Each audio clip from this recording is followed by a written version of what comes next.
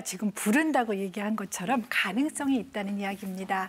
튀김 음식이잖아요. 우리가 튀김 음식은 포화지방이 아주 많아서 가장 염증을 부르는데 아주 주범이 될 수 있습니다. 또 고온으로 튀기기 때문에 유해한 화학물질이 생길 수 있지요. 또 첨가물 들어갈 수 있지요. 그다음에 또 트랜스 지방 들어갈 수 있습니다. 따라서 이런 튀김 음식들은요, 우리가 염증을 부르는데 아주 직접적인 영향을 미치는 것으로 알려져 있습니다. 네. 참 이런 말 있잖아요. 튀기면 참 의자다리도 맛있다고. 신발도 맛있대요. 근데 염증에는 좋지 않다는 거 줄여야겠습니다. 저부터도 줄여 나가야겠고요.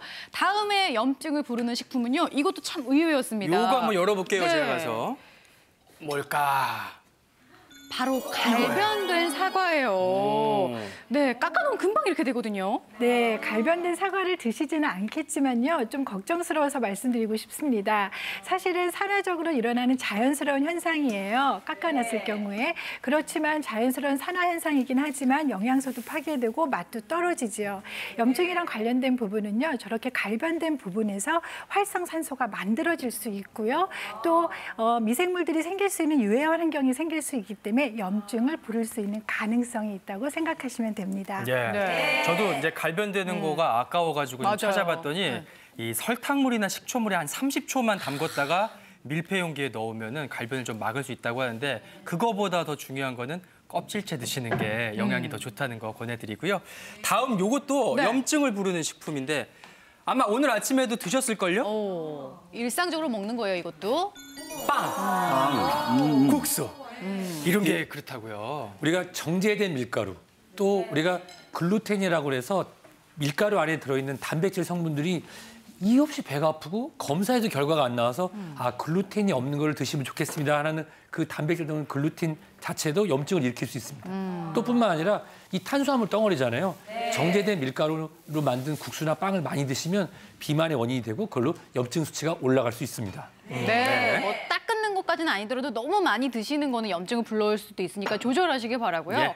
다음으로 넘어가 볼게요. 바로 요건데요. 자, 바로 몸집이 큰 생선 종류예요. 상어, 옥돔, 참치 등 이렇게 몸집이 큰 생선은 왜 주의해야 할까요? 네, 우리가 생선에는 아주 미량이긴 하지만 수은이 들어 있습니다. 그런데 이 생선의 몸집이 크게 되면은 수은 함량이 점점 많아질 수 있어요. 먹이사슬에서도 높은 단계에 갔을 경우에 이렇게 수은 함량이 높기 때문에 우리가 생선류를 섭취하실 때는 조금 주의하셔야 되는데요. 이렇게 수은 함량 때문에 우리가 환경 호르몬에 문제가 될 수 있기 때문에 식품의약품안전처에서는 이렇게 몸집이 큰 생선의 경우 임신부의 경우에는 일주일에 한 번 정도 100g 이하를 권장하고 있습니다.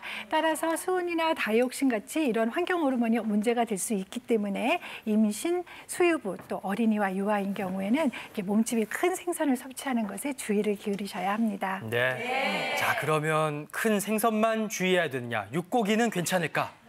아니었어요. 여기 보시면요. 적색육, 붉은색 고기도 이런 음식이네요.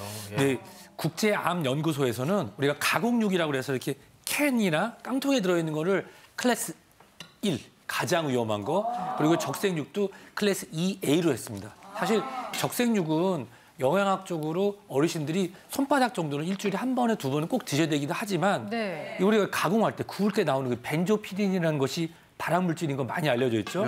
또 하나 이걸 과다하게 섭취했을 경우에는 몸 안에 염증 반응을 계속적으로 일으키고 또 비만이나 인슐린 저항성을 일으킬 수 있기 때문에 적색육은 본인에 맞게끔, 나이에 맞게끔 적정량을 섭취하는 것이 중요할 것 같습니다. 자, 지금 알려드린 식품들은 주의하시고요.